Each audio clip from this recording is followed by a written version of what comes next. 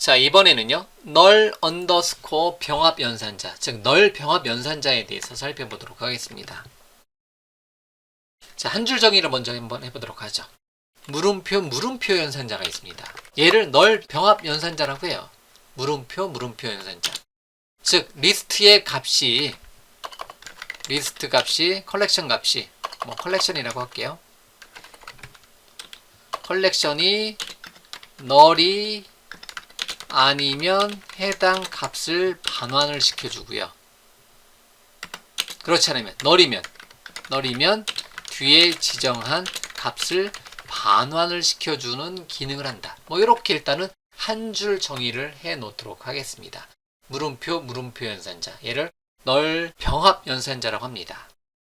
네, 앞서서 우리는 이제 널 조건부 연산자, 물음표 닷 연산자, LBS 연산자를 다뤄봤는데요. 그거랑 하는 역할이 비슷해요. 리스트 오브 스트링으로 하나, 리스트 제네릭 클래스 하나 만들고요. 일단 널로 초기화를 시켜주도록 하겠습니다. 그리고요, 아예 요번 널러블 타입이 아니라 나는 정확하게 없으면 널이면 0, 그렇지 않으면 널이 아니면 카운트, 이렇게 인트란 이름의 변수를 하나 선언해 놓고요. 인트란 이름의 변수에는 0 또는 개수, 널이면 0을 이제 반환을 시켜주고 싶다는 거죠. 널 값을 처리하지 않고 그냥 리스트에 들어있는 컬렉션의 개수, 카운트를 구해서 넣어주는데, 만약에 널이면 그냥 0으로 초기화시켜라, 이런 의미로 해준다라는 거죠. 첫 번째, 리스트가 어떻게 널이면 0으로 초기화를 시켜주고자 한다라는 거죠. 0을 반환시켜준다라는 거죠. 자, 그런 목적으로 사용되는 게, 넘버에는 컬렉션에, 현재 리스트니까요. 리스트한테 물어보는 거예요. 리스트, 물음표, 닷. 리스트에 나는 카운트를 구할 건데요. 야, 리스트의 카운트 요만큼 하게 되면 요만큼의 결과값이, 제가 요만큼 블록 씌워놓은 거의 결과값이 어떻게 돼요? 널이라는 거죠, 현재.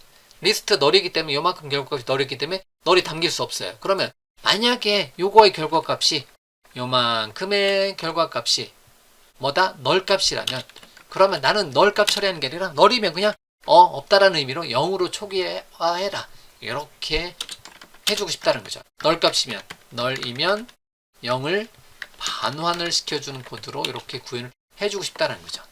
갑자기 외계어처럼 보여질 수도 있어요. 처음에 공부하실 때는요. 리스트에야 너 물음표 물어보는 거죠. 널이냐?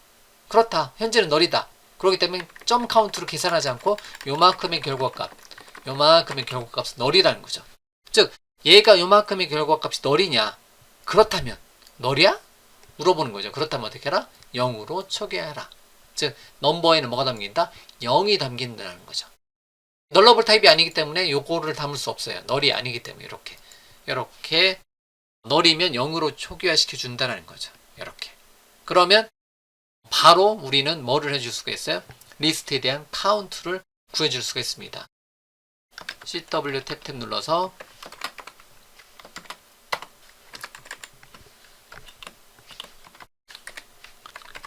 리스트 카운트는, 컬렉션 카운트는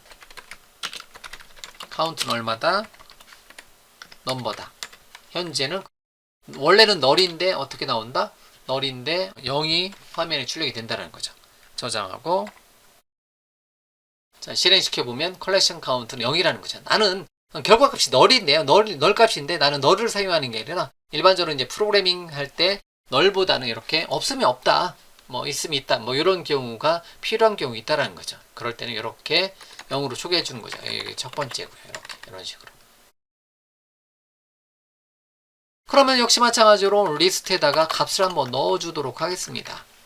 역시 리스트는 new 가로 열고 닫고 하고요. list.add 해서 안녕하세요, 반갑습니다, 또 만나요를 넣어주도록 하겠습니다. 한 개의 레이 코드만 넣어주도록 하겠습니다.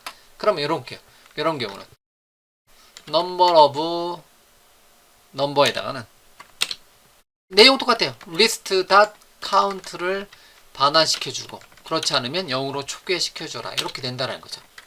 널이 아니기 때문에 물음표 연산자, 물음표 이제 앞에 있는 계산식이 되는 거고요. 뒤에 있는 계산식이 되는 게 아니라 왼쪽 식이 실행이 되는 겁니다. 요만큼. 리스트 물음표 닷 카운트의 결과값이 뭐예요? 널이 아니기 때문에 요거의 결과값이 1이라는 거죠. 그냥 1이 담기는 거예요. 1이 요막 앞에 있는 결과값이 널이 아니기 때문에 얘가 실행이 되지 않는다라는 거죠. 널이 아니기 때문에 앞의 왼쪽 값이 사용한다. 뭐 이런 식으로 사용이 되는 거고요. 그러고 나서 다시 그대로 카피 앤 페이스트.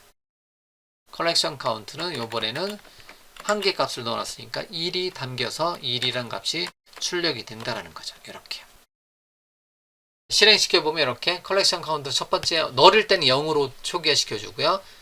두 번째 널이 아닐 때는 해당 카운트 값이 이렇게 실행이 되는 거고요. 이런 식으로 처리되는 거죠.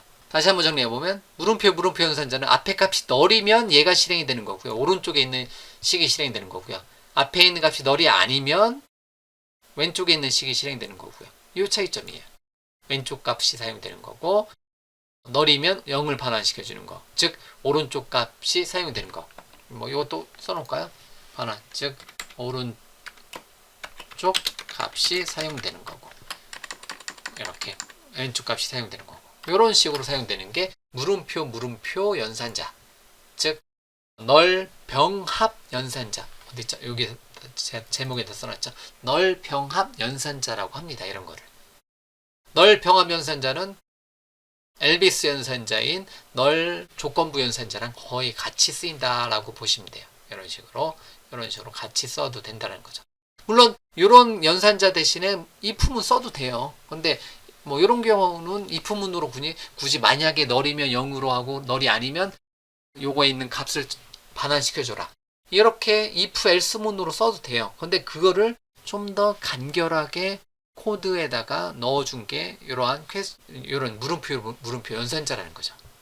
특히 엘비스 연산자라든가 엘비스 연산자 같은 경우는 언제 C# 6.0부터 이제 지원을 해주는 거니까 좀 더 편하게 해주고자 한다. 그런 목적으로 만들어져 있는 연산자입니다. 아시겠죠? 이번 예제에서는요. 널 병합